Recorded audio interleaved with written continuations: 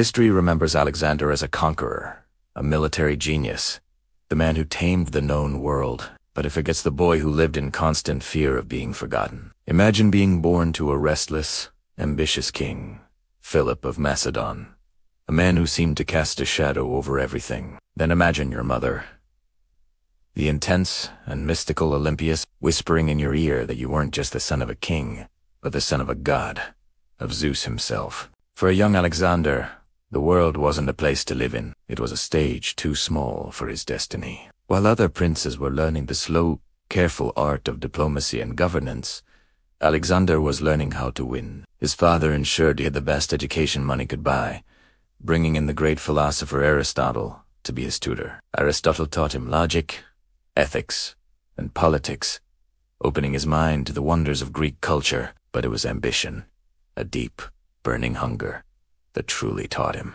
He devoured stories of the Trojan War, sleeping with a copy of the Iliad under his pillow, dreaming of Achilles, the ultimate warrior hero. He wasn't just reading a story. He was studying a blueprint for immortality. His first taste of real power came sooner than anyone expected. At just 16 years old, while his father was away on yet another campaign, a Thracian tribe rebelled, thinking they could take advantage of a boy king. They were wrong. Alexander didn't just suppress the rebellion, it crushed Italiano. He drove out the tribe, founded a new city on the site, and named it after himself, Alexandroupolis. The message was clear. This was no ordinary prince. He wasn't just holding the fort for his father. He was building his own legacy, one brick at a time.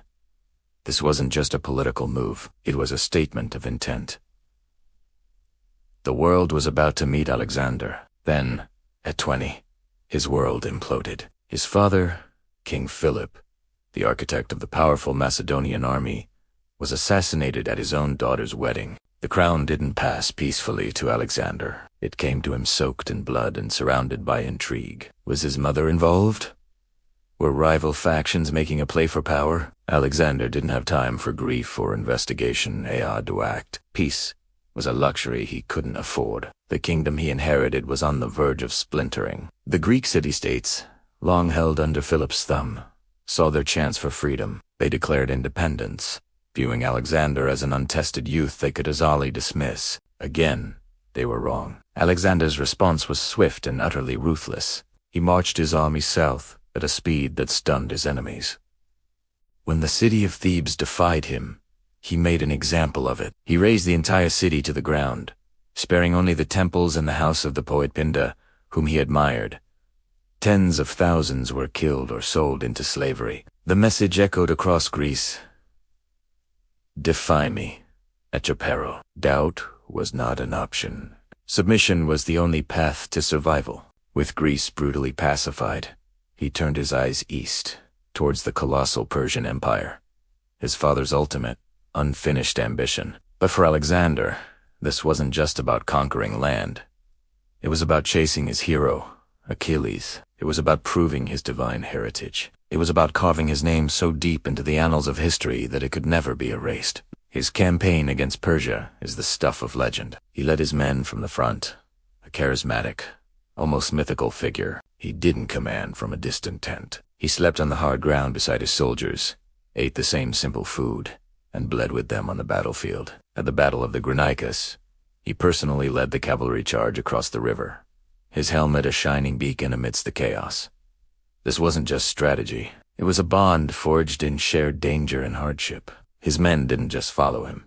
They adored him. They believed in him, and that belief made them, and him, feel invincible, unstoppable. But as Alexander marched deeper into the heart of Asia, something began to change. The conqueror was, in turn, being conquered by the cultures he subdued. He started adopting Persian customs, wearing their clothing, and incorporating their court rituals. To his battle-hardened Macedonian veterans, this was deeply unsettling. They saw him not as adapting, but as abandoning his roots, becoming the very thing they had fought to defeat. He began to openly talk about his divine ancestry, no longer a whisper from his mother, but a public declaration. He demanded that his subjects, including his own Greek and Macedonian officers, perform proskynesis, the Persian act of bowing down before the king.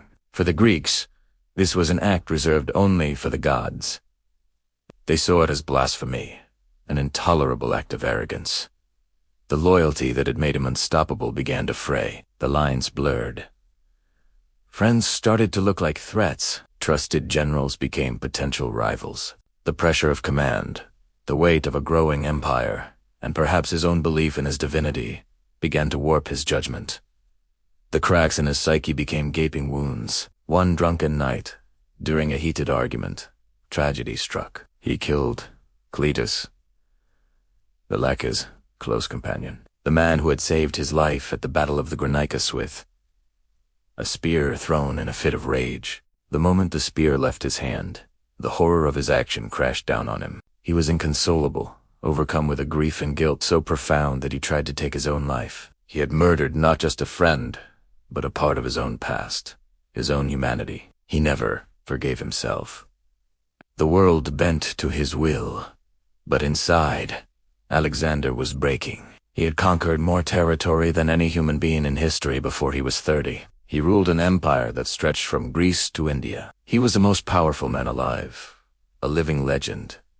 Yet, he never found peace. He never found the contentment he chased. He stood at the edge of the Indian subcontinent, at the banks of the Hyphusis River, and wept. His men, exhausted and homesick, after 8 years of relentless campaigning, refused to go any further.